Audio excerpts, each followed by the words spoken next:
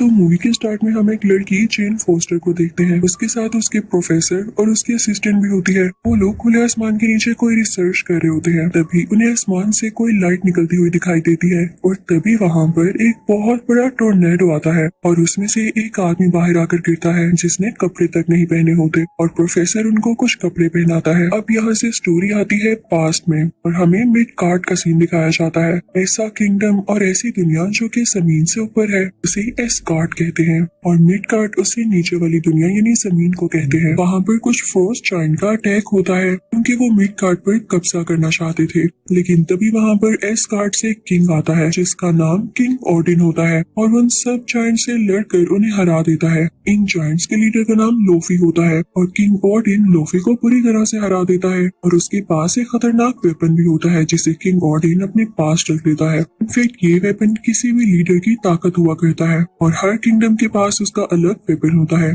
इस वेपन की खासियत ये थी कि किसी भी चीज को फ्रीज कर सकता था। अब किंग ओडिन उस वेपन को अपने साथ ऊपर एस्गार्ड में ले आते हैं। इसी ओडिन अब कैसल में पहुंचते हैं तो हम उनके दो बेटों को देखते हैं। एक का नाम थोर होता है और एक का नाम लोकी। किंग ओडिन अपने बच्चों से कहते हैं कि आओ मैं तुम्हें एक चैम्बर में लेकर जाता हूँ जहाँ पर मैंने वेपन्स की कलेक्शन कर रखी है। जब वो लोग वहाँ पर जाते हैं तो हम देखते हैं वहाँ पर म्योनिर भी होता है, यानी मूवी के आगे जाके जो थोर का हैमर बनेगा। साथ ही साथ वहाँ पर कॉस्मिक क्यूब भी होता है। अब कई साल गुजर जाते हैं, थोर और लोकी बड़े हो चुके होते हैं और आज वो दिन होता है जब किंग ओडिन ने थोर को किंग बनाना होता है। वहाँ पर सब लोग आए होते हैं, लेकिन इससे पहले कि किंग ओडिन ये अनाउंस करते कि थोर अब यहाँ का किंग होगा, इससे पहले ही बहुत बड़ी प्रॉब्लम हो जाती है। वहाँ पर फोर्स जायंट्स अटैक कर देते हैं क्योंकि वो अपने वेपन को वापस लेने आए होते हैं। किंग अपने खास सिक्योरिटी गार्ड को ऑर्डर देता है, इनको खत्म कर दो। उसका नाम डिस्ट्रॉयर होता है और डिस्ट्रॉयर जल्द ही उनको खत्म कर देता है। अब किंग, थोर और लोकी उस चैम्बर की तरफ जाते हैं ये देखने के लिए कि कहीं उनका वेपन चोरी तो नहीं हो गया, लेकिन वो वेपन लकीली वहीं पर होता है। अब थोर अपने फादर से कहता है कि हमें उनसे बदला लेना होगा, तो उसके फादर उसे मना करते हैं कि वेपन को तो कुछ भी नहीं हुआ, तो तुम्हारा वहाँ पे जाना फजूल है। तो थोर कहता है मैं वहाँ पर जाऊंगा ताकि वो लोग यहाँ पर वापस दोबारा ना आ सके। फिर थोर अपने साथियों के पास जाता है और उनसे कहता है कि मेरे साथ आओ, हम लोफी के किंगडम पर अटैक करेंगे। अब उसके साथी मान जाते हैं और वो सब उस तरफ निकल पड़ते हैं। उस रास्ते पर पहुंचते ही वो देखते हैं कि वहाँ पर एक सिक्योरिटी गार्ड है जो कि किंग ओडिन का खास आदमी होता है। वो बाइफ्रोस्ट ब्रिज को गार्ड किया करता था। ये वही रास्ता होता है जहाँ से इन लोगों ने लोफी के किंगडम तक पहुँचना था। अब इस सिक्योरिटी गार्ड के पास एक स्वर्ड होती है जिससे ये रास्ता खुलना था और इसी स्वर्ड का यूज होते हुए उनके लिए उस किंगडम में जाना पॉसिबल हो जाता है। जब थोर वहाँ पर जाता है तो देखता है कि अंदर कोई भी नहीं है, तो वो ऊंची से चिल्लाता है, कहाँ हो तुम सब? क्या मेरे आने से डर चुके हो? बाहर आओ और मेरा सामना करो। तभी उनके सामने लोफी आता है और वो कहता है कोई नहीं डरा, बल्कि अब तुम लोग डरने वाले हो, तुम लोगों ने यहाँ आके गलती की है। तभी थोर का भाई लोकी सामने आता है और लोफी से कहता है कि हमें माफ कर दे, हम यहाँ से चले जाते हैं। तो लोफी कहता है अब नहीं। इसी के साथ फ्रॉस्ट जायंट्स उन पर अटैक करने लगते हैं, लेकिन थोर अपनी थंडर पावर का यूज करते हुए उन सबको मारने लगता है और यहाँ पे काफी बड़ी फाइट छिड़ जाती है। तभी एक फ्रॉस्ट जायंट लोकी का हाथ पकड़ लेता है तो उसका हाथ भी उन जैसा हो जाता है जैसे लोकी उन्हीं में से हो। अब लोग जीतने ही वाले होते हैं कि तभी लोफी के किंगडम से एक बहुत बड़ा जायंट मॉन्स्टर निकलता है जो कि इन पर अटैक करने वाला होता है, लेकिन थोर उसके मुंह के अंदर जाके उसकी बॉडी को चीरता हुआ बाहर आता है जिससे वो मॉन्स्टर मारा जाता है। लेकिन इस चीज का गुस्सा लोफी के किंगडम वालों को बहुत ज्यादा आता है। वो थोर को और उसकी टीम को मारने के लिए आगे बढ़ते हैं, लेकिन तभी वहाँ पर किंग ओडिन आ जाता है और थोर बहुत करेज से कहता है कि लोफी अब तुम क्या करोगे? मेरे फादर भी यहाँ आ चुके हैं। लेकिन ये क्या, जो थोर को लग रहा था ऐसा नहीं था। किंग ओडिन वहाँ पर लोफी से माफी मांगने आए थे ताकि ज्यादा इशू न बन जाए और वो सेफली अपने बेटों को और टीम को यहाँ से ले जाए।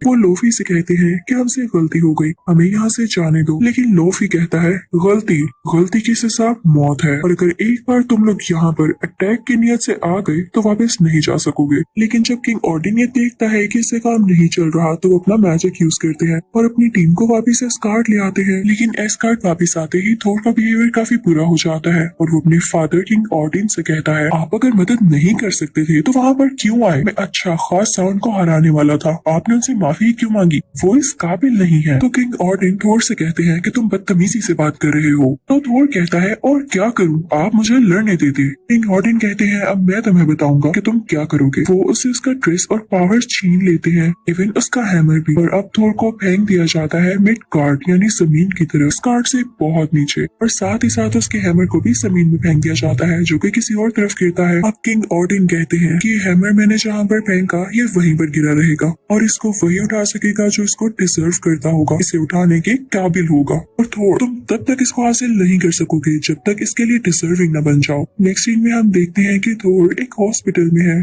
जब उसकी आंख खुलती है तो देखता है कि उसके आसपास डॉक्टर्स, जेन फॉस्टर, प्रोफेसर और वही असिस्टेंट है। तो वो काफी हड़बड़ा जाता है और कहता है मैं कहाँ पर हूँ। उन सबको पीछे करता हुआ और मारता हुआ हॉस्पिटल से बाहर आ जाता है। नेक्स्ट सीन हमें दिखाया जाता है उसी म्योनिर का जो कि थोर का हैमर होता है। वो किसी सिटी में गिरा था और जहाँ पर वो गिरा था वो जगह कुछ तबाह सी हो गई थी। उसके इर्द गिर्द बाउंड्रीज बना ली थी शील्ड ने। अब उसका एक एजेंट वहाँ पर आता है। वो इस हैमर को लेके काफी इंटरेस्टेड लग रहा था और वो इस पे रिसर्च भी करना चाहता था। अब उसे बताया जाता है कि एक लड़की है जेन फॉस्टर जो कि रिसर्च करती है और क्या पता उसे इस हैमर के बारे में भी पता हो। तो वो एजेंट सीधा जेन फॉस्टर के घर जाता है। जेन फॉस्टर के मना करने के बावजूद भी वो उसकी बुक को वहाँ से ले आता है जिसके अंदर उसने सारी रिसर्च लिख रखी थी। अब उधर थोर को भी पता चल चुका होता है कि उसका हैमर कहाँ पर है क्योंकि ये हैमर की गिरने वाली बात हर तरफ फैल चुकी थी। थोर हॉस्पिटल से बाहर आता ही लोगों से पूछने लगता है कि मुझे घोड़ा कहाँ से मिलेगा। तो लोग हंसने लगते हैं कि घोड़ा इस जमाने में यहाँ कोई घोड़ा नहीं है। तभी आती है वहाँ पर जेन और थोर से कहती है आओ मेरी गाड़ी में बैठ सकते हो तुम, मैं तुम्हें उस जगह तक ले जा सकती हूँ क्योंकि मुझे खुद भी वहाँ जाना है, लेकिन प्लीज अपनी जुबान बंद रखना। ये लोग वहाँ पर पहुँच जाते हैं तो देखते हैं कि थोर के हैमर को काफी सिक्योरिटी के अंदर रखा गया है और उसे कोई हाथ भी नहीं लगा सकता। थोर अंदर जाता है सब सिक्योरिटी गार्ड्स और आदमियों को मारता हुआ क्योंकि इन लोगों ने उसके अपने हथौड़े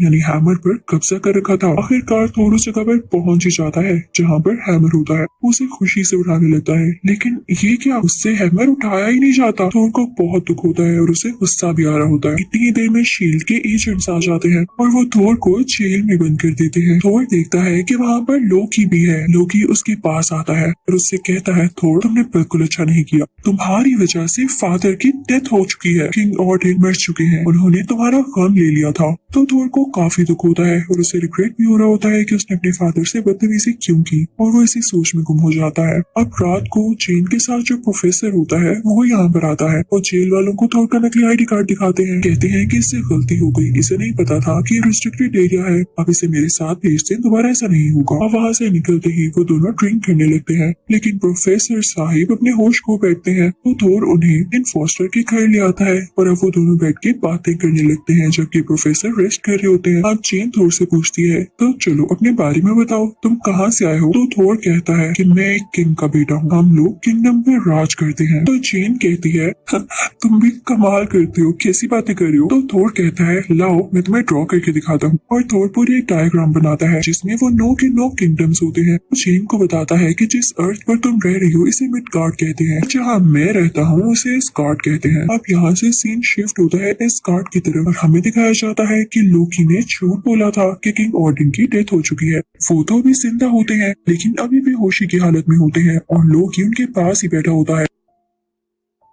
वहाँ पर लोकी के जहन में ये सोच चल रही होती है कि वो किंग ऑर्डिन को ही मरवा देगा क्योंकि वो चाहता है कि उनका बेटा और किंग बने और लोकी क्योंकि उनका असली बेटा नहीं होता इसीलिए वो लोकी को किंग नहीं बनाना चाहते। लोकी प्लान कर रहा होता है कि वो किंग को मरवा देगा और खुद यहाँ पर रूल करेगा क्योंकि थोर तो पहले ही जमीन पर है। वो वहाँ से उस चैम्बर में जाता है जहाँ पर वो फ्रीजिंग गैजेट होता है यानी लोफी का वेपन और उसको लेकर अब वो पहुंच जाता है पाथवे पर जहाँ पर वो सिक्योरिटी गार्ड उस रास्ते को गार्ड कर रहा होता है। वो लोकी को मना करता है कि सॉरी मैं आपके लिए दरवाजा नहीं खोल सकता। तो लोकी कहता है अच्छा वो ये लो। इसी के साथ ही वो उस वेपन का यूज करते हुए इस बेचारे सिक्योरिटी गार्ड को जमा देता है। उसकी स्वर्ड लेकर पहुंच जाता है उसी किंगडम में यानी लोफी के इलाके। वो वहां जाके लोफी से कहता है कि तुम्हें मेरे लिए काम करना होगा, तुम किंग ऑर्डिन को मार डालोगे, जैसे ही तुम ये करोगे तो मैं तुम्हें तुम्हारा वेपन लौटा दूं। इस तरह से तुम्हारे पास ही तुम्हारी पावर्स आ जाएंगी और मैं भी किंग बन जाऊंगा। तो लोफी कहता है डील तो अच्छी है, मैं इसे एक्सेप्ट करता हूँ। लोकी वहाँ से वापस आ जाता है तो उसे थोर के दोस्त रोक लेते हैं और कहते हैं कि कितनी शैतानी सोच है तुम्हारी, तुम जो भी कर रहे हो हमें वो पता है। तो लोकी उनको खामोश करवा देता है ये कह के कि जल्द ही मैं तुम लोगों का किंग बनने वाला हूँ, इसलिए खामोश ही रहो तो बेहतर है। लेकिन थोर के साथ ही भी उसकी तरह ब्रेव होते हैं। वो जाते हैं मिडगार्ड थोर को सब कुछ बताने के लिए। वो थोर को बताते हैं कि लोकी असल में चाह क्या रहा है, उसने ये सारा सीन क्रिएट किया है ताकि वो किंग बन सके। तो थोर को तो ये सुन के बहुत गुस्सा आ जाता है। इस बात की खबर लोकी को भी हो जाती तो वो बादशाह के खास सिक्योरिटी गार्ड के पास जाता है जो कि मेटल से बना होता है, डिस्ट्रॉयर। अब लोकी उसे कहता है कि जमीन पर जाओ और थोर और उसके साथियों को मार डालो। तो डिस्ट्रॉयर लोकी की बात मानते हुए मिडगार्ड पर जाता है।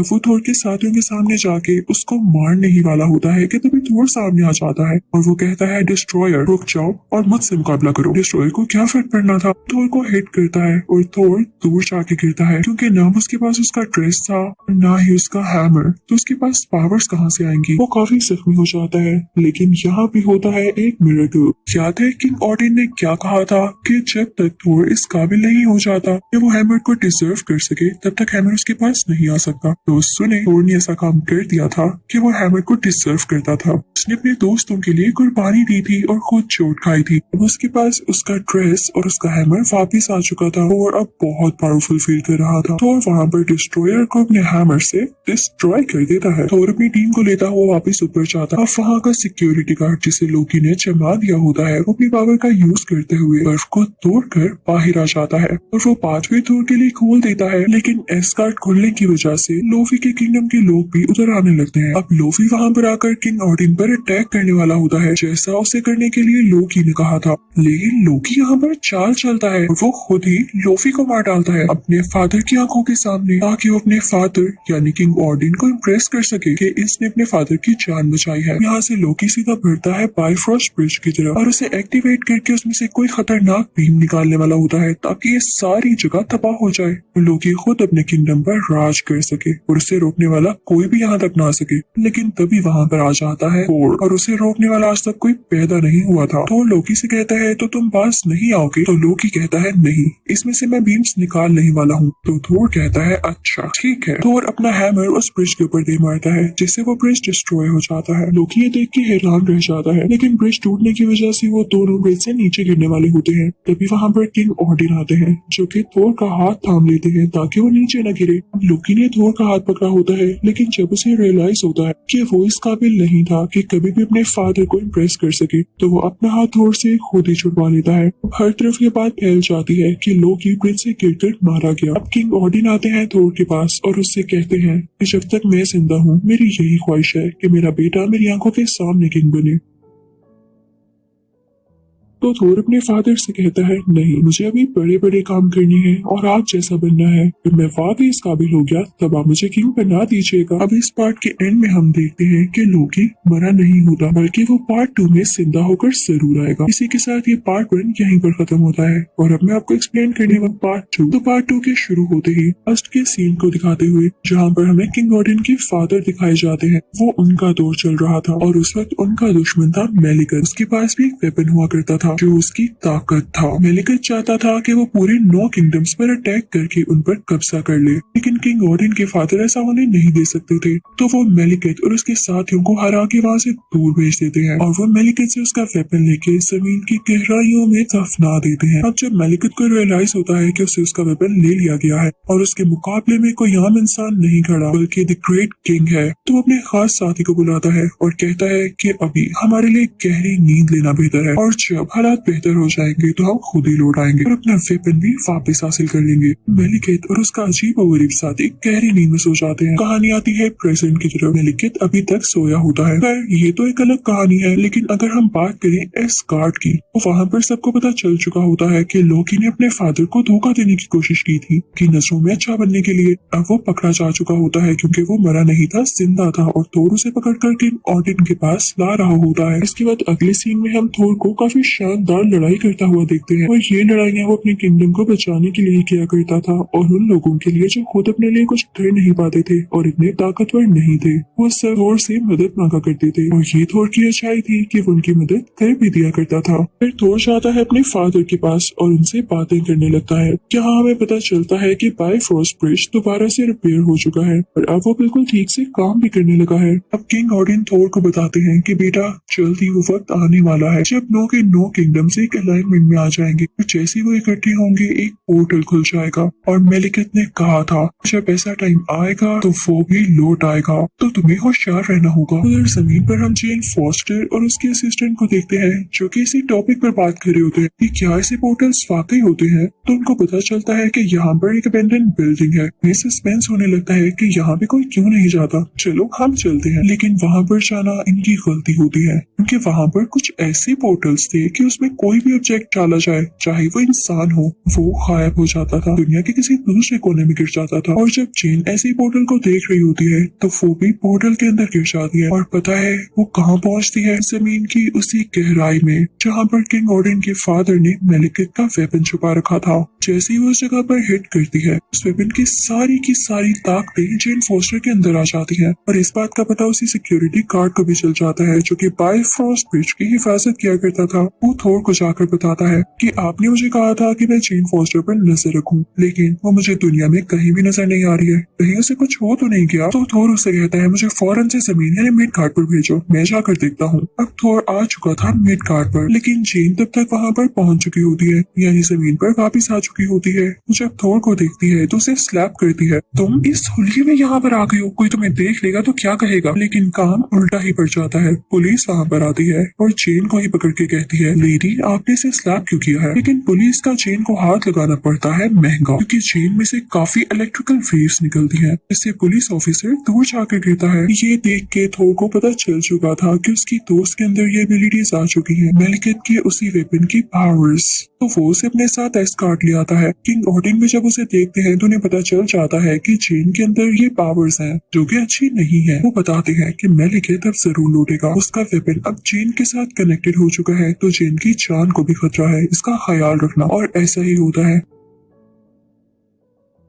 मेलिकेट अपनी नींद से जाग चुका होता है और अपने खास साथी से कहता है कि जाकर एस्कॉर्ट पर हमला कर दो ताकि वो वेपन को मेलिकेट के पास वापस लेकर आ सके। उसके बाद मेलिकेट अपने असली रूप के साथ यहाँ आ सके। अब मेलिकेट को पता चलता है कि उसका वेपन जेन फॉस्टर के अंदर है तो वो खुद भी वहाँ पर आ जाता है और उसकी जान लेकर अपना वेपन हासिल करने ही वाला होता है कि तभी वहाँ पर थोर की मदर आ जाती है जो कि जेन की जान बचा लेती है। लेकिन इस चक्कर में उनकी अपनी जान चली जाती है, उन्होंने जेन के लिए कुर्बानी दे दी थी। तभी वहाँ पर एस्कॉर्ट आ जाते हैं जिनसे डर कर मेलिकेट और उसका साथी भाग जाते हैं क्योंकि मेलिकेट अब इतना पावरफुल नहीं हुआ था, उसके पास अपना वेपन जो नहीं था। जब थोर को पता चलता है कि मेलिकेट ने उसकी मदर को मार डाला है तो वो गुस्से से आग बबूला हो जाता है, इतना गुस्सा कि वो मेलिकेट से बदला लेकर ही रहेगा। वो सीधा लोकी के पास जाता है और उससे भी बताता है कि मेलिकेट ने हमारी मदर को मार दिया है, तो मेरे साथ चलो, हम उससे बदला लेंगे। लोकी को भी बहुत गुस्सा आता है और वो एक साथ उधर जाने के लिए तैयार हो जाते हैं। और लोकी जब वहाँ पर पहुँचते हैं तो देखते हैं कि मेलिकेट के सामने जेन भी है और वो उसे अपना वेपन निकालने की कोशिश कर रहा है जिससे जेन की जान भी जा सकती थी। तो ये चीज थोर को काफी डरा देती है, लेकिन मेलिकेट जल्द ही जेन के अंदर से अपना वेपन निकाल लेता है। थोर को बहुत गुस्सा आता है और वो अपनी थंडर पावर्स का यूज करते हुए इस वेपन को तोड़ने की कोशिश करता है,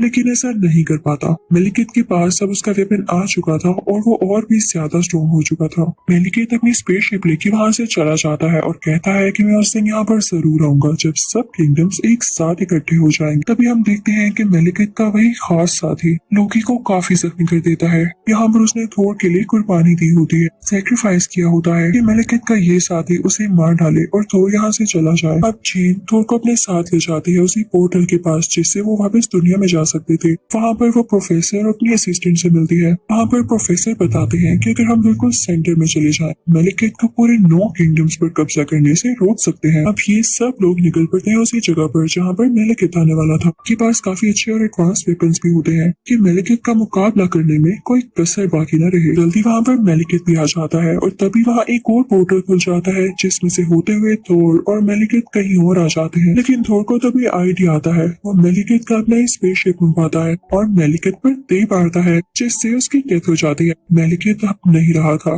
जो बहुत बड़ा बन रहा था वो अब कहाँ गया। ये लड़ाई अब खत्म हो चुकी थी। फिर थोर अपने फादर किंग ऑर्डिन के पास जाता है और उन्हें बताता है कि फादर, मैंने मेलिकेट को मार डाला है। किंग ऑर्डिन कहते हैं, थोर अब मैं तुम्हें किंग जरूर बनाऊंगा। थोर कहता है कि नहीं, मैं अभी भी आपकी तरह स्ट्रॉन्ग नहीं हुआ। तभी हम देखते हैं कि किंग ऑर्डिन की जगह लोकी होता है। इसी के साथ पार्ट 2 यहीं पर खत्म होता है। मैं आपको थोर का पार्ट 3 जिसका नाम है थोर रैग्नारोक करते हैं मूवी का स्टार्ट। यहाँ पर हमें पता चलता है कि मेलिकेट के वेपन से एक स्टोन निकालकर कहीं भिजवा दिया गया था और उसको ढूंढ रहा होता है। ढूंढते ढूंढते वो हेल्प पहुंच जाता है, लेकिन तभी वो वहाँ मिलता है फायर स्कल से। फायर स्कल उसे पकड़कर उसे लटका देता है और उससे कहता है कि तुमने मुझे क्यों पकड़ रखा है। तो फायर स्कल कहता है, तुम मेरे अंदर जलती हुई आग देख रहे हो, ये इटर्नल फायर नहीं है, लेकिन जल्द ही वो दिन आएगा जब मेरे अंदर इटर्नल फायर आ जाएगी, मैं इमॉर्टल हो जाऊंगा। याद रहे, मैं हर किंगडम पर कब्जा कर लूंगा। तुम क्या, तुम्हारा कोई किंगडम नहीं बचेगा। तो थोर उससे पूछता है, तुम्हें गरूर किस बात का है। तो फायर स्कल कहता है, ये मेरे सींग देख रहे हो कितने खूबसूरत है, यही तो मुझे ताकत देते हैं। तो थोर कहता है, मैं अपनी ताकत दिखाऊं। इसी के साथ वो अपना हाथ खोलता है और उसके हाथ में उसका प्यारा हैमर आ जाता है। सच में वो हैमर थोर को बहुत प्यारा होता है। थोर अब फ्री हो जाता है और फायर स्कल के सामने जाता है। फायर स्कल अपने बाकी साथियों को भी बुलाता है जो कि फायर से ही बने होते हैं। थोर से लड़ाई करने लगते हैं और इनको बड़ी आसानी से हरा देता है। तभी वहाँ पर एक ड्रैगन आ जाता है जो कि थोर की जान लेना चाह रहा होता है, लेकिन तभी थोर को आइडिया आता है। कहता है कि मेरे अलावा मेरे हैमर को कोई नहीं उठा सकता। बस ड्रैगन के मुंह में अपना हैमर रख देता है ताकि उसके वजन से वो नीचे गिर जाए, और ऐसा ही होता है, ड्रैगन नीचे गिर जाता है। फिर थोर बढ़ता है उसी फायर स्कल की तरफ, अपने हैमर का यूज करते हुए उसे भी खत्म कर डालता है और उसका स्कल भी खींच लेता है। तो उसके सींग यानी उसका स्कल उठा लेता है और ऊपर की तरफ आवाज देता है कि पोर्टल खोल दो, यानी बायफ्रॉस्ट ब्रिज का दरवाजा। उसके लिए दरवाजा खोल दिया जाता है, लेकिन थोर आकर देखता है कि वहाँ पर पुराना सिक्योरिटी गार्ड नहीं है, बल्कि उसकी जगह कोई और है। वहाँ पर वो ड्रैगन भी जो कि थोर के पीछे पड़ा होता है, थोर के साथ इस गार्ड के अंदर आ जाता है। तभी वहाँ का दरवाजा बंद हो जाता है। ड्रैगन का मुंह अंदर होता है और बॉडी बाहर। उसके जिस्म के 2 टुकड़े हो जाते हैं। नया सिक्योरिटी गार्ड थोर को बताता है कि उसे लोकी ने रखा है और पुराने सिक्योरिटी गार्ड को भी लोकी नहीं हटाया है। तो थोर कहता है, ये क्या बात हुई। अब थोर अपने हैमर के साथ उड़ता हुआ किसी दूसरी जगह पर आ जाता है जहाँ पर किसी टाइप का प्ले हो रहा होता है। वहाँ पर किंग ऑर्डिन बैठे होते हैं और जो उनके सामने कैरेक्टर्स प्ले कर रहे होते हैं वो असली लोकी या थोर नहीं होते। वहाँ पर सब लोग ये तमाशा देख रहे होते हैं। वहाँ लोगों को ये शो करवाया जा रहा था कि थोर नहीं बल्कि लोकी ज्यादा अच्छा है, बहुत ब्रेव और सुपर है। और कोई देख के काफी गुस्सा आता है, और जब वो देखता है कि ये किंग ऑर्डिन नहीं है, उसे पता चल जाता है कि ये लोकी है, इसने किंग ऑर्डिन की शक्ल ले रखी है। तो किंग ऑर्डिन के पास जाता है जो कि असल में लोकी होता है और उससे कहता है कि फौरन से अपने असली रूप में आ जाओ, मैं जानता हूँ कि तुम लोकी हो। लेकिन लोकी नहीं मानता। तो थोर कहता है, अच्छा तो तुम ऐसे नहीं मानोगे। अपना हैमर दूर फेंकता है तो वो वापस उसके हाथ में आ जाता है और अपना हैमर दोबारा फेंकता है और कहता है कि लोकी फिर तुम अपने असली रूप में वापस ना आए तो ये हैमर इस बार तुम्हारे मुंह पर आकर लगेगा। लोकी डरता हुआ अपने असली रूप में आ जाता है। सब लोग देख के काफी हैरान रह जाते हैं। तभी तो लोकी की तरफ आगे बढ़ता है और कहता है कि मुझे बताओ मेरे फादर कहाँ हैं? तुम उनका रूप लेके क्यों फिर रहे हो? कहीं तुमने तो उन्हें कहीं छुपा कर नहीं रखा? तो लोकी कहता है, थोर मुझे नहीं पता वो कहाँ है, लेकिन हम मिलकर उन्हें ढूंढ सकते हैं। अब नेक्स्ट सीन में हम देखते हैं कि वो दोनों किसी सिटी में आ जाते हैं। ये प्रेजेंट वर्ल्ड होती है। वहीं जमीन पर एक पोर्टल खुलता है तो लोकी उसके अंदर चला जाता है और थोर को वहाँ जमीन पर पड़ी हुई एक चिट मिलती है जिस पर कोई एड्रेस लिखा होता है और उसी को फॉलो करने लगता है। थोर जब वहाँ पर पहुँचता है तो देखता है कि वहाँ पर तो डॉक्टर स्ट्रेंज है। थोर उनसे अपने फादर के बारे में पूछता है तो डॉक्टर स्ट्रेंज कहते हैं कि हाँ मैं जानता हूँ वो कहाँ पर है। तभी वहाँ पर डॉक्टर स्ट्रेंज एक पोर्टल ओपन कर देते हैं जिसमें से लोकी गिरता है। तब वो इन दोनों को यानी थोर और लोकी को एक जगह पर भेज देते हैं जहाँ पर वाकई में किंग ऑर्डिन होते हैं। जब किंग ऑर्डिन अपने बेटों को देखते हैं तो कहते हैं कि बस मैं अब मरने वाला हूँ, मेरे पास ज्यादा वक्त नहीं रहा। तो थोर अपने फादर से कहता है, आप ऐसी बातें क्यों कर रही हैं? क्या आपको पता है मैंने फायर स्कल को भी मार दिया है, जो कि बातें कर रहा था कि वो रैग्नारोक बनेगा। तो किंग ओडिन कहते हैं कि थोर तुमने उसे मार दिया, लेकिन क्या उसने तुम्हें ये नहीं बताया कि जब उसे इटर्नल फायर मिलेगी तो वो जिंदा होकर वापस आएगा, और इसके लिए हमें होशियार रहना होगा। किंग ओडिन ये भी कहते हैं, मैं तुम्हें एक और लड़की के बारे में बताता हूँ जो कि शैतानी ताकतें रखती है और उसका नाम है हेला। वो हेल से है। मैंने उसे कैद किया हुआ था, लेकिन अब मेरे मरने का वक्त आ चुका है और वो मेरी कैद से आजाद हो जाएगी। तुम लोगों को उससे भी बचना होगा। इसी के साथ किंग ओडिन गोल्डन डस्ट में बदल जाते हैं, वहाँ से दूर कहीं चले जाते हैं। यानी अब किंग ओडिन भी नहीं रहे थे और इन दोनों को ही हेला से अकेले लड़ना था। और तभी वहाँ पर हेला आ जाती है जिसने ब्लैक ड्रेसिंग कर रखी होती है। वाकई उसका नाम उसकी पर्सनैलिटी के साथ काफी सूट कर रहा था। वो थोर और लोकी से कहती है, मेरे आगे झुक जाओ। तो लोकी कहता है, हर किस नहीं। और थोर अपना हथौड़ा यानी हैमर उस चुड़ैल की तरफ फेंकता है, लेकिन हेला उसे फौरन से टुकड़े टुकड़े कर देती है। यानी उसमें इतनी खतरनाक पावर्स होती हैं। अब लोकी और थोर इस कार्ड वापिस जाने लगते हैं, लेकिन उनके पीछे पीछे हेला भी आ जाती है और उन दोनों को पुश करते हुए उस रास्ते से हटा देती है। अब हेला खुद इस कार्ड के अंदर पहुंच चुकी थी। वहाँ पर उसे वही नया सिक्योरिटी गार्ड दिखाई देता है और उसके साथ दो लोग और भी होते हैं, जिसे हेला फौरन से मार डालती है क्योंकि वो उसके आगे झुके नहीं थे। अब वो सीधा बढ़ने लगती है उसी नए सिक्योरिटी गार्ड की तरफ। तो वो हेला से कहता है, मुझे मत मारे, मैं आपके सामने झुकता हूँ, मैं आपकी हर बात मानूंगा। तो हेला कहती है, वाह, तुम्हें तो अपनी अकल का इस्तेमाल करना अच्छे से आता है। मुझे खुशी हुई कि तुम मेरे सामने झुके, तुम्हें इसका फायदा भी होने वाला है, वरना तुम मारे जाते। दूसरी तरफ हम थोर को देखते हैं जो कि हेला के पुश करने की वजह से किसी और प्लेनेट में जाकर गिरता है। वहाँ पर काफी ज्यादा स्क्रैप पड़ा होता है और तभी वहाँ पर एक स्पेसशिप आती है और उसमें से ढेर सारे एलियंस बाहर आते हैं। वो एलियंस आकर थोर पर अटैक करने लगते हैं, लेकिन थोर भी उनसे बराबर लड़ रहा होता है। वो उनसे हाथों से ही फाइट कर रहा था क्योंकि जाहिर है उसके पास उसका हैमर जो नहीं था। लेकिन तभी उन एलियंस में से एक एलियन उसके ऊपर काफी मजबूत नेट डाल देता है। तभी वहाँ पर एक और स्पेसशिप आती है जिसमें से एक लड़की बाहर आती है और उन सब एलियंस को मार देती है।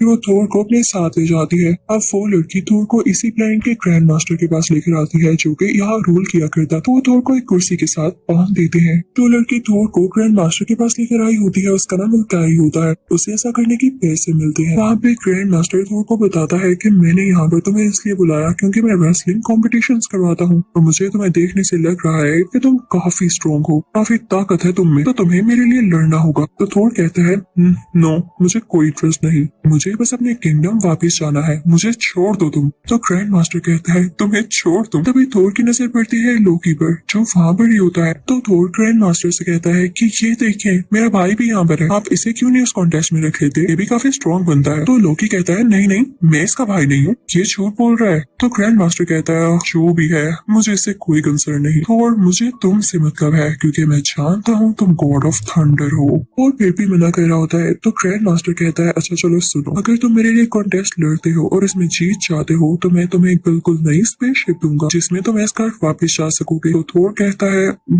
ओके ठीक है। थोर को एक कमरे में भेज दिया जाता है जहाँ पर एक रॉक मैन होता है। रॉक मैन थोर को बताता है कि जिससे तुम्हारी लड़ाई होने वाली है वो बहुत स्ट्रॉन्ग है, उससे आज तक कोई भी नहीं हरा पाया, इसलिए अपने वेपन जरा आराम से चूज करना जो उसको हरा भी सके। तो थोर कहता है, यार मैं तुम्हें क्या बताऊं, मेरे पास अपना एक पर्सनल हैमर था जिससे मुझे बहुत ताकत मिलती थी, अगर वो आज मेरे पास होता ना तो मैं उसको चुटकियों में हरा देता। वो दिन आ जाता है जब थोर का रेसलिंग कंपटीशन होता है। थोर के बाल भी काटे जाते हैं और उसे एक नया ड्रेस पहनाया जाता है। दूसरी तरफ हम हेला को देखते हैं जो कि पूरे एस्गार्ड में तमाशा क्रिएट कर रही होती है। सब लोगों से फोर्सफुली कह रही होती है, मेरे आगे झुक जाओ, लेकिन कोई भी उसके आगे नहीं झुक रहा होता। तभी उन लोगों में से थोर का फ्रेंड बाहर आता है और कहता है, तुम खुद को समझती क्या हो, तुम हम पर रूल नहीं कर सकती हो। हम पर थोर के दोस्त की टीम और हेला में लड़ाई होने लगती है जिसमें हेला जीत जाती है और वो वही के पास सिक्योरिटी गार्ड को अपने साथ लेकर आती है जो उसके आगे झुक गया था। वो वहाँ पर उसे एक पिक्चर दिखाती है और कहती है, ये 9 किंगडम्स हुआ करते थे, ओडिन और मैं यहाँ एक साथ अटैक करने आए, लेकिन ओडिन ने मुझे कैद कर लिया और खुद यहाँ पर कब्जा करके किंग बन गया। वो लोग वहाँ से पहुँचते हैं उस चैम्बर में जहाँ पर तरह तरह के वेपन्स और यूनिक चीजें होती है। वहाँ हम कॉस्मिक क्यूब भी देखते हैं और साथ ही साथ इटर्नल फायर भी, जिसे देख के हेला बहुत खुश होती है और उसमें से थोड़ी सी फायर लेके क्वीन को तोड़ते हुए उसके अंदर चली जाती है। वो उस जगह पर गई होती है जहाँ पर उसके साथियों को मार दिया गया था। वो आग को चारों तरफ फैला देती है और वहाँ पर सब मरे हुए लोग जिंदा होने लगते हैं। साथ ही साथ उसका एनिमल पेट भी, जो कि एक ब्लैक वुल्फ होता है, वो काफी चाइंट और खतरनाक दिख रहा होता है। अब हेला उसे धोखेबाज सिक्योरिटी गार्ड को अपना साथी बना लेती है और सीधा बायफ्रोस्ट ब्रिज की तरफ जाती है। उन्हें पता चलता है कि यहाँ पे वो स्वर्ड तो है ही नहीं जिससे ये दरवाजा खुलता है, और उसे पता है कौन ले गया था जिसकी ये तलवार थी। जी हाँ, वही पुराना सिक्योरिटी गार्ड। वो अपने साथ बाकी बचे हुए गार्डियंस को भी ले गया था क्योंकि वो जानता था कि इन लोगों को हेला से खतरा होने वाला है। फिर हम वो सीन देखते हैं जब थोर की लड़ाई शुरू होने वाली होती है, लेकिन उससे पहले वो वल्कैरी से मिलता है। उसके हाथ पर देखता है कि कोई निशान है, और ऐसा निशान तो एस गार्डियन की फाइटर्स के हाथ पर होता है। और उससे कहता है कि तुम तो अपनी बंदी हो, तुम मुझे इस तरह से यहाँ पर क्यों लाई। उसे समझ आ जाता है कि वल्कैरी ने ये सब पैसों की खातिर किया। उसकी बातों को इग्नोर करते हुए वहाँ से चली जाती है और उसको बचाने के लिए कोई बात नहीं करती। अब लड़ाई शुरू हो जाती है। थोर देखता है कि उसके ऑपोजिट कोई और नहीं बल्कि हल्क है, तो वो खुशी से चिल्लाता है, वाह हल्क तुम। क्योंकि थोर और हल्क की काफी अच्छी अंडरस्टैंडिंग और दोस्ती होती है, लेकिन यहाँ पर हल्क उसे पहचानता ही नहीं। वक्त के साथ सब बदल जाता है। उन दोनों में बहुत ज्यादा फाइट होने लगती है। हल्क काफी जायंट होने की वजह से थोर को बहुत ज्यादा पंचेस मार रहा होता है। क्योंकि थोर के पास ना उसका हैमर होता है ना उसकी पावर्स, तो वो काफी हारने लगता है। ये काफी चोटी भी लगने लगती है। तभी वो बेहोश होने वाला होता है। उसे उसके फादर यानी किंग ऑडियन का विजन आता है और उसकी पावर्स वापस आने लगती हैं। थोर भी अब उठ के हल्क को मारने लगता है, लेकिन ग्रैंड मास्टर ये देख के खुश नहीं होता। वो थोर को एक इलेक्ट्रिकल शॉक देता है क्योंकि वो नहीं चाहता था वो हल्क को हरा दे, क्योंकि हल्क सालों से जीतता आ रहा था। अब हम देखते हैं कि थोर बेहोश होने के बाद जब उठता है तो देखता है कि वो हल्क के कमरे में ही है। वो हल्क से कहता है कि तुम यहाँ कैसे आए। हल्क उसे बताता है जेट प्लेन के थ्रू। थोर भी वहाँ से बाहर निकलने की कोशिश करता है, लेकिन इलेक्ट्रिकल फील्ड्स लगे होने की वजह से वो नहीं निकल पाता। तभी थोर दोबारा आंखें बंद करता है तो उसे विजन में वही पुराना सिक्योरिटी गार्ड आता है, जो उसे अपने साथ ले जाता है और दिखाता है कि देखो इस गार्ड की हालत कितनी खराब है। हेला ने हर तरफ तबाही मचा दी है, हमें तुम्हारी जरूरत है, तुम्हें वापस लौटना होगा। अब जब थोर अपनी आंखें खोलता है तो देखता है वो हल्क के रूम में ही है। वो वहाँ से बाहर जाने की दोबारा से कोशिश करने लगता है और वल्कैरी से भी कहता है, लेकिन वो उसे कुछ नहीं बताती। तो थोर खुद ही विंडो से जंप करता हुआ नीचे आ जाता है और जेट प्लेन की तरफ भागने की कोशिश करता है। वो प्लेन के पास पहुंच ही जाता है, लेकिन तभी पीछे पीछे हल्क भी आ जाता है जो कि उसे पकड़ने आ रहा। लेकिन थोर वहाँ पर एक वीडियो प्ले करता है तो हल्क वो वीडियो देखकर इंसान बन जाता है, यानी ब्रूस। उधर ग्रैंड मास्टर को ये लग रहा होता है कि थोर उनके सबसे खास क्रिएचर को पकड़ के अपने साथ लेके गए फायदे के लिए। तो वल्कैरी और लोकी से कहते हैं कि थोर को मेरे पास पकड़ कर लाओ, चाहे उसे जिंदा लेकर आओ या मार कर लेकर आओ। अब लोकी और वल्कैरी बाहर आते हैं, लेकिन लोकी उस लड़की को बताता है कि मैं और थोर असली भाई हैं और मैं उसे मरने नहीं दे सकता। ये दोनों भी एक टीम बन जाते हैं और थोर के पास जाते हैं। अब थोर, ब्रूस, वल्कैरी, लोकी और साथ कुछ और लोग से ग्रैंड मास्टर का स्पेसशिप चुराते हैं और एस गार्ड के लिए निकल पड़ते हैं। दूसरी तरफ हम हेला को देखते हैं जो कि एस गार्डियंस को तंग कर रही होती है और उन्हें जान से मारने की धमकी दे रही होती है। वो सब लोगों से पूछती है कि मुझे बताओ वो स्वर्ड कहाँ पर है, वो सिक्योरिटी गार्ड उसे कहाँ लेकर गया। तो तभी उनमें से एक आदमी बाहर आता है और कहता है कि हम लोगों को मत मारो, मैं तुम्हें बता देता। तो हेला उस लोकेशन पर पहुंच जाती है। वहाँ वो सिक्योरिटी गार्ड भी होता है जिसके पीछे वो आई होती है, लेकिन तभी वहाँ पर थोर का स्पेसशिप भी आ जाता है। वल्कैरी कहती है कि मैं हेला से लड़ूंगी, लेकिन तभी हम देखते हैं कि सामने से वही ब्लैक वुल्फ आ रहा होता है जो कि उन पर हमला करने वाला था। तो ब्रूस कहता है इसे मैं देख लूंगा। ऐसे नीचे जंप करता है तो गिर जाता है क्योंकि वो हल्क नहीं बना होता और वुल्फ उसे क्रॉस करता हुआ आगे बढ़ने लगता है, लेकिन जल्दी पीछे से ब्रूस हल्क में बदल जाता है और उस ब्लैक वुल्फ से लड़ने लगता है। दूसरी तरफ लोकी भी एक स्पेसशिप ले आया होता है। वो सारे गार्डियन से कहता है कि आप सब इसके अंदर चले जाएं ताकि आप सेफ रहें। तभी हम उस दो के पास सिक्योरिटी गार्ड को देखते हैं जो कि हेला के साथ मिल गया था, लेकिन अब वो हेला के खिलाफ हो जाता है जब देखता है कि एस गार्डियंस कितने इनोसेंट है और थोर कितनी मेहनत कर रहा है। वो हेला से ही लड़ने लगता है, लेकिन हम देखते हैं कि हेला थोर का गला दबा देती है और उससे काफी लड़ाई करती है। थोर यहाँ कमजोर पड़ रहा होता है क्योंकि उसके पास उसका हैमर नहीं होता और हेला काफी स्ट्रॉन्ग होती है। लेकिन तभी उसे एक विजन आता है जिसमें उसे अपने फादर दिखाई देते हैं और तभी उसमें थंडर की पावर्स आ जाती हैं और वो काफी ज्यादा ताकतवर हो जाता है। बाहर आकर उस ब्रिज पे जोरदार पंच मारता है कि डिस्ट्रॉय हो जाए, कि सब कुछ यहीं खत्म हो जाए। लेकिन तभी उसे याद आता है कि उसके फादर ने कहा था फायर स्कल लौट कर आएगा। तो वो लोकी से कहता है जब तक फायर स्कल यहाँ नहीं आएगा ये सब खत्म नहीं हो सकेगा, तो फौरन से उसे इटर्नल फायर देकर यहाँ पर लाओ। अब लोकी चाहता है और उसके स्केलेटन को इटर्नल फायर में रख देता है, जिससे फायर स्कल दोबारा से जिंदा हो जाता है। वो यहाँ पर आ चुका होता है और हेला उसे देख के काफी डरने लगती है। वो आते ही अपनी तलवार एस कार्ड के अंदर घुसा देता है, जिससे हेला भी मारी जाती है और इसकी वजह से एस कार्ड भी डिस्ट्रॉय हो चुका होता है और हर तरफ आग लग जाती है। हम थोर को देखते हैं जो कि स्पेसशिप में एस गार्डियंस और अपनी टीम के साथ होता है। वो कहता है कि अब हम सेफली जमीन पर रहेंगे, तो एस गार्डियन उसे कहते हैं कि आप हमारे किंग हैं। यहाँ पर थोर फाइनली एस गार्डियंस का किंग बन जाता है। इसी के साथ ये मूवी यहीं पर एंड होती है। थोर के तीनों पार्ट्स कंप्लीट होते हैं। Thank you for watching.